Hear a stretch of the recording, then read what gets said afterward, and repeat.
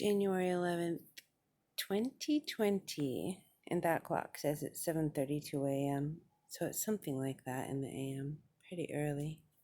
No sun yet. My kitchen is a disaster because I'm doing a project. Doo-doo. Which I'm just getting ready to go do again right now.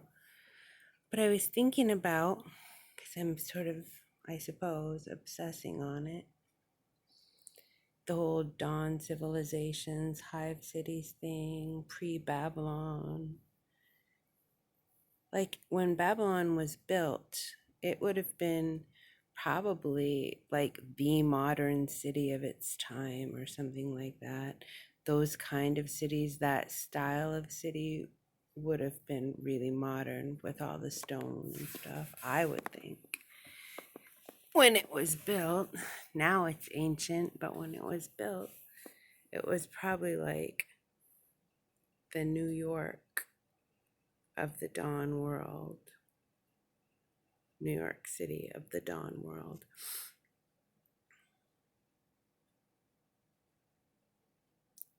And so,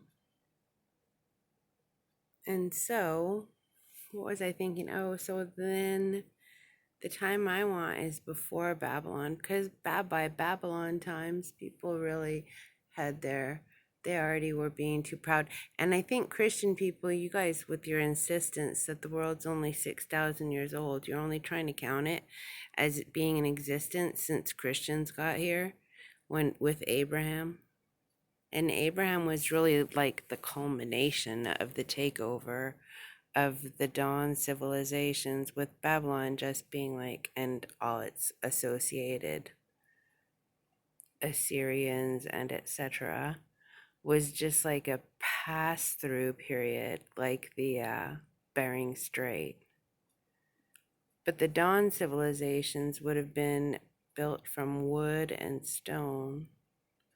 Why don't we see any stone structures besides Stonehenge? I don't know. Maybe they did wood and hide for most of their home building and only did like, and Stonehenge is pretty new too. I'm saying old civilizations. I'm thinking of the migration patterns too coming out of Africa.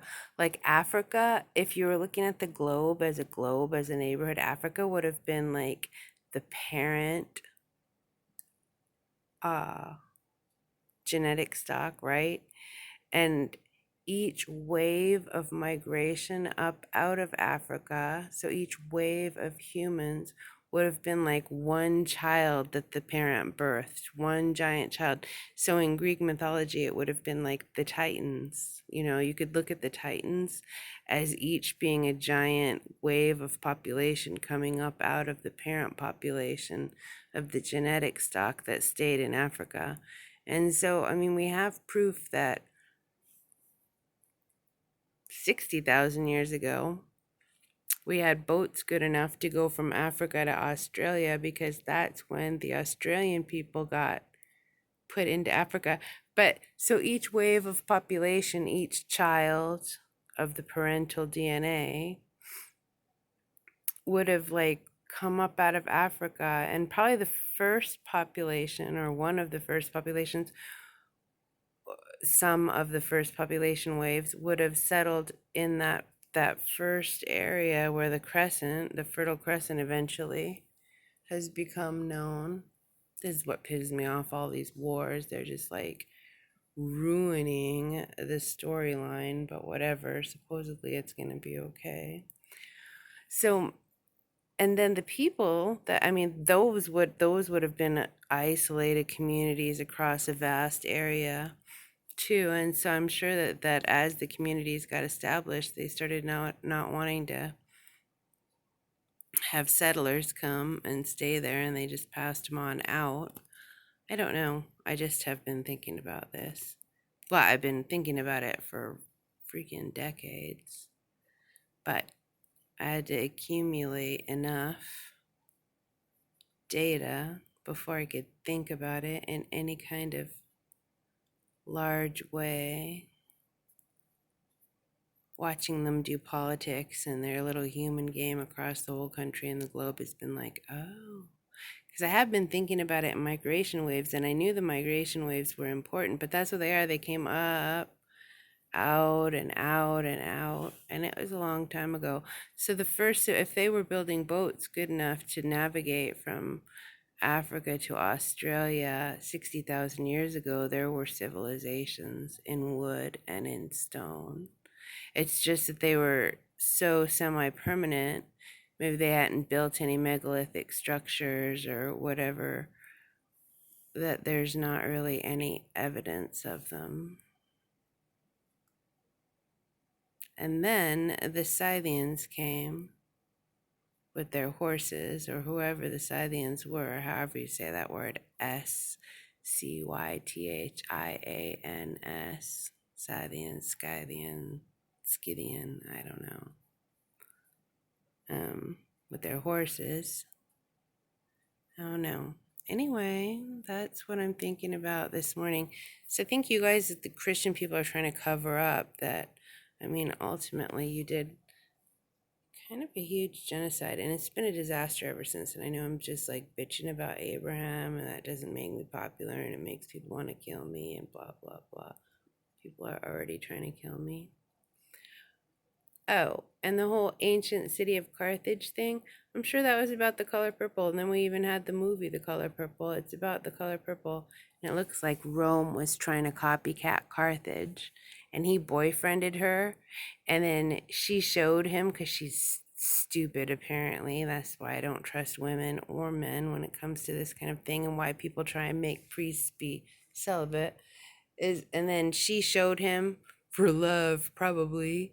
He tricked her, I don't know what, but into showing him how to make the color purple. It's very, very, very hard to make a royal purple. That's true purple. Purple is a very tricky color. Try it. Try mixing some brown and some blue together and just see what you get. I mean, sometimes it works out good, maybe modern paints, but in the ancient world, it was really super. That's why only kings and queens wore it. And so ancient Carthage, then Rome went over and built Rome, copycatting ancient Carthage. Then they had to be like, we're the first ones. So they went back and destroyed Carthage, and we're copycats of Rome.